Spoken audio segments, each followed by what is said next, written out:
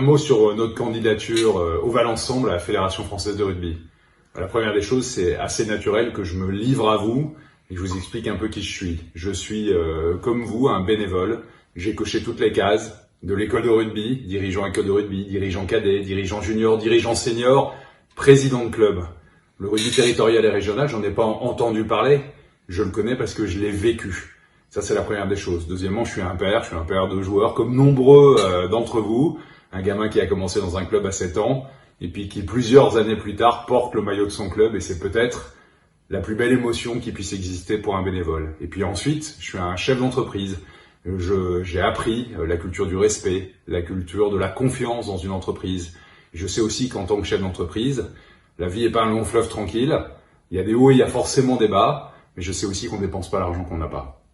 Ça, c'est pour me présenter. J'ai derrière moi, avec moi, autour de moi, une équipe qui m'entoure, avec des gens, il y a pratiquement une vingtaine de personnes qui, comme vous, sont des présidents, des dirigeants de clubs, qui connaissent le rugby territorial et régional.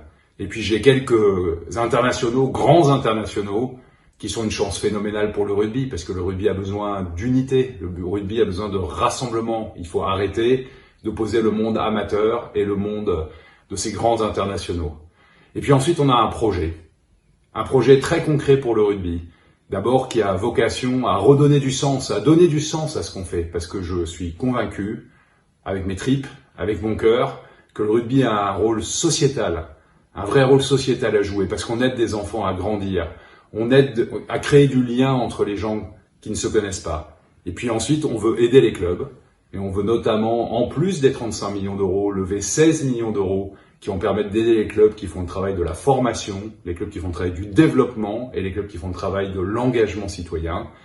On veut aider les bénévoles, en inviter à Marcoussis pour un week-end complet, avoir une centrale de réservation pour faire venir des internationaux dans vos clubs ou multiplier les outils clés en main pour les bénévoles pour éviter qu'on ait à chaque fois à réinventer le fil à couper le beurre. Et surtout, on veut relancer le nombre de licenciés à la Fédération Française de Rugby. On n'en a perdu que trop, 26% rien que dans les écoles de rugby. Et pour ça, on veut vous donner la part FFR de les licences gratuites pour les féminines à l'école de rugby.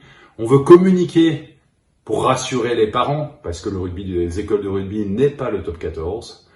On veut multiplier par 10 l'investissement qu'on consacre aux scolaires, parce que le rugby est né à l'école et qu'il y a toute sa place. Et enfin, on veut vous aider, vous les clubs, à fidéliser les licenciés en assouplissant l'accès aux formations aux brevets fédéraux, parce qu'il y a trop peu d'éducateurs qui ont pris le temps de se former et qu'il faut bien évidemment leur proposer des formations en ligne qui leur éviteront de perdre 8 jours de RTT.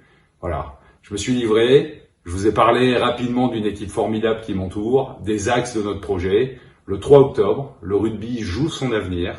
Parce qu'on pense vraiment qu'entre la vision des deux candidats, il y a deux visions radicalement différentes pour l'avenir du rugby. La nôtre mise sur la formation, sur l'éducatif, sur la citoyenneté. Et on espère tous, chez Oval Ensemble, que ça vous convaincra. Merci beaucoup.